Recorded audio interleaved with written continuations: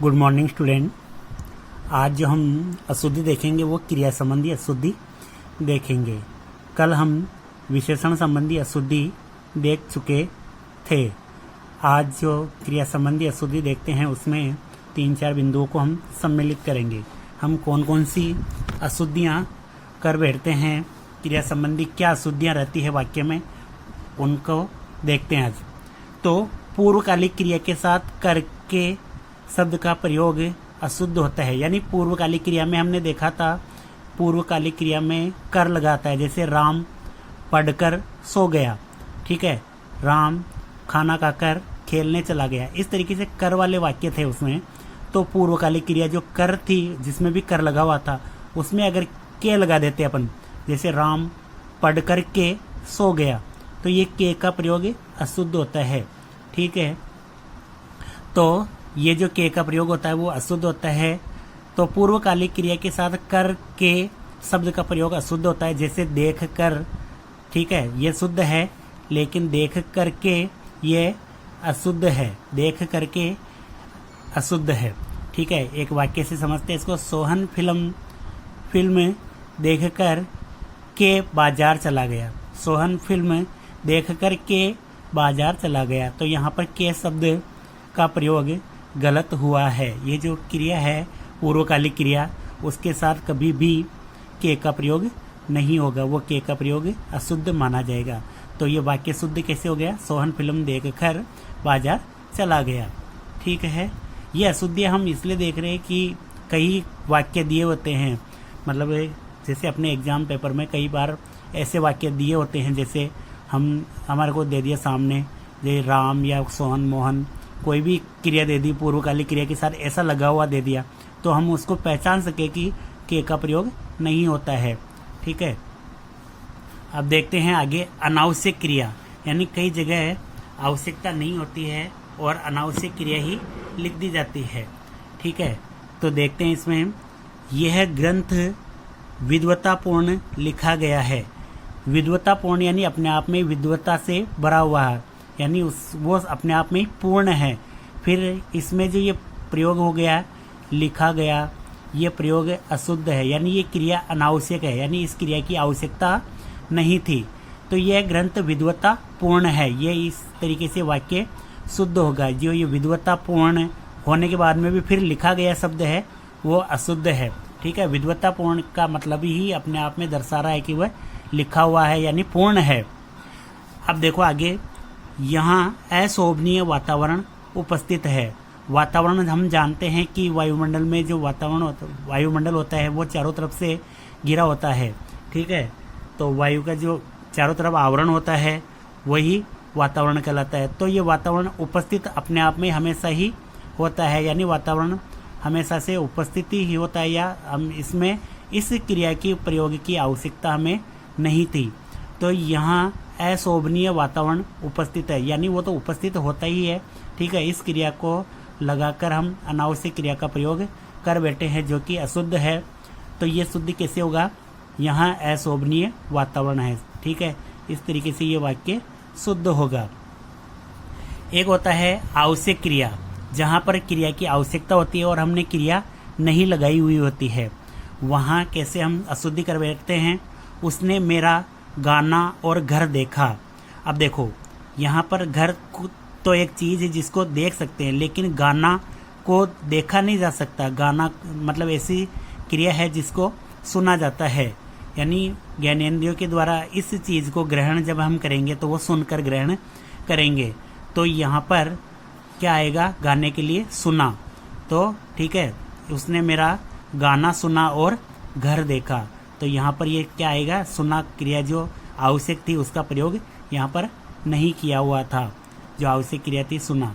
अगर मैंने इसको सुना को इस तरीके से लिख देता, मैं सुना, तो ये वाक्य एकांत वाला हो जाता है, जिस मतलब सुना का मतलब होता है एकांत, जहाँ पर कोई नहीं हो, तो ये अशुद्ध हो जाता है। तो यहाँ पर सुना शब्द अपने आप में ही उच्चारण करके देखेंगे तो पता चल जाएगा कि वाक्य में शब्द में कौन सी अशुद्धि है, ठीक है। तो यहाँ पर सुना शब्द सही है, अगर मैं उसको बड़ाऊ की मात्रा लगा देता तो वो अशुद्ध हो जाता, ठीक है। तो वर्तनी संबंधी अशुद्धि भी अपन पढ़ेंगे। अब जो नेक्स्ट अशुद्धि है वो देखते हैं, वह सिलाई और हिंदी पढ़ती है। अब ये उसी में ही है, आवश्यक क्रिया जहाँ जरूरत होती है वहाँ लगानी होती है, लेकिन इसमें नहीं लगी हुई है।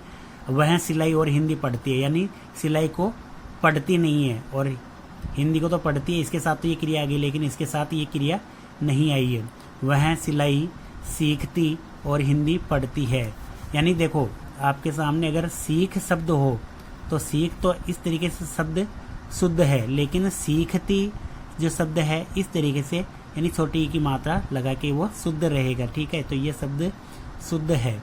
वह सिलाई सीखती और हिंदी पढ़ती है। अब है जो अगला है अनुपयुक्त क्रिया, अन्नधन उपयुक्त, यानी जहाँ उपयुक्त नहीं है वो क्रिया उपयुक्त नहीं है या उचित नहीं है, ऐसी क्रिया का प्रयोग हम कर बैठते हैं तो वो गलत होती है। ठीक है, खबर सुनकर मैं विस्मय हो गया। विस्मय का मतलब आश्चर्यचकित होता है, लेकिन यहाँ विस्मय शब्द का प्रयोग नहीं होगा क्योंकि ये वाक्य अशुद्ध हो जाएगा। खबर सुनकर मैं विस्मित हो गया। ठीक है, तो इस तरीके से यहाँ विस्मय शब्द का प्रयोग अशुद्ध है, विस्मित हो गया ये शब्द आएगा। युग की मांग का यह बीड़ा कौन चबाएगा। युग की मांग, यानी युग की मांग है कि ये बीड़ा, यानी ये जिम्मेदारी। बीड़ा, हालांकि बीड़ा शब्द का अर्थ दो अर्थों से लिया जाता है। बीड़ा का मतलब पान भी होता है और जिम्मेदारी भी होता है। बीड़ा का मतलब पान भी होता है और जिम्मेदारी भी होता है, लेकिन इस वाक्य में बीड़ा शब्द पान के लिए प्रयुक्त नहीं हुआ है।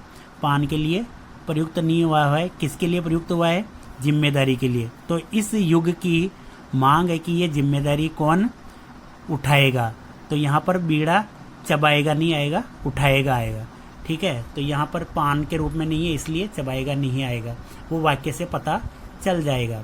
युग की मांग का यह बीड़ा कौन उठाएगा। ठीक है, तो ये अनुपयुक्त क्रिया थी चबाएगा, उसकी जगह हमें उपयुक्त क्रिया क्या है, उठाएगा।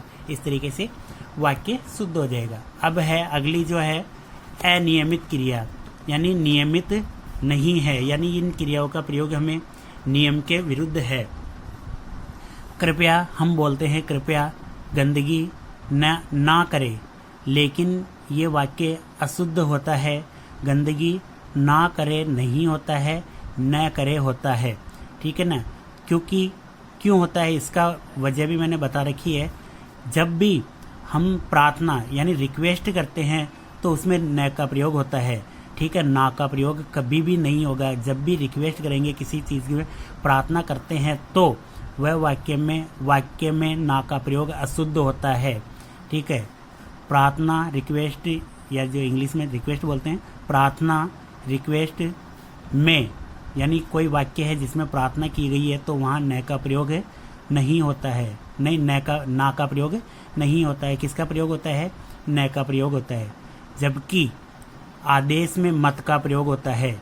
जैसे आदेश कोई हम दे रहे हैं, जैसे उदाहरण देखो, इसमें दीवारों पर न थूके, यहाँ पर न का प्रयोग नहीं होगा, क्या होगा, दीवारों पर मत थूको। ये हमें ऐसा लग रहा है ये वाक्य शुद्ध है, लेकिन जब भी हम आदेश देंगे तो वहाँ पर मत शब्द का प्रयोग करेंगे, यानी किसी चीज़ के मना करने के लिए जब आदेश देंगे तो वहाँ मत शब्द का प्रयोग करेंगे। अब देखते हैं लिंग संबंधी अशुद्धि। लिंग, ठीक है, पुल्लिंग में है कि स्त्रीलिंग में है, उस वाक्य में अगर लिंग का गलत प्रयोग किया है तो वह वाक्य अशुद्ध हो जाता है। देखो, ताजमहल की सौंदर्य अनुपम है। अब यहाँ पर ताजमहल क्या है, पुल्लिंग है, तो यहाँ पर जो इसके आगे जो कारक है वो भी पुल्लिंग का होगा, यानी यहाँ पर ये का प्रयोग भी पुल्लिंग का होना चाहिए, लेकिन यहाँ पर की का प्रयोग कर रखा है। तो ताजमहल की सौंदर्य अनुपम है, ये वाक्य अशुद्ध है। शुद्ध वाक्य क्या होगा, ताजमहल का सौंदर्य अनुपम है। एक चीज़ और ध्यान दो, जो ये सौंदर्य होता है, कभी जैसे इस वाक्य को इस तरीके से ही देखो, ताजमहल का, अगर ये वाक्य ऐसे ही होता, ताजमहल का सौंदर्यता अनुपम है, ताजमहल, इस तरीके, अगर यहाँ पर की लगा के जैसे इस वाक्य को सौंदर्यता कर दे तो यहाँ पर की लगेगा ना, तो ताजमहल की सौंदर्यता अनुपम है, तो भी ये वाक्य अशुद्ध होगा। क्यों होगा, क्योंकि की तो यहाँ आ जाएगा, लेकिन सौंदर्य यानी ये प्रत्यय जहाँ भी आता है उसके साथ ता शब्द का प्रयोग नहीं होता है, ता प्रत्यय का प्रयोग नहीं होता है। क्यों नहीं होता है, क्योंकि ये दोनों प्रत्यय भाववाचक प्रत्यय है, दोनों प्रत्यय भाववाचक प्रत्यय है। जैसे माधुर्य है तो ये प्रत्यय लगा हुआ, मधुर धन ये, सुंदर धन ये।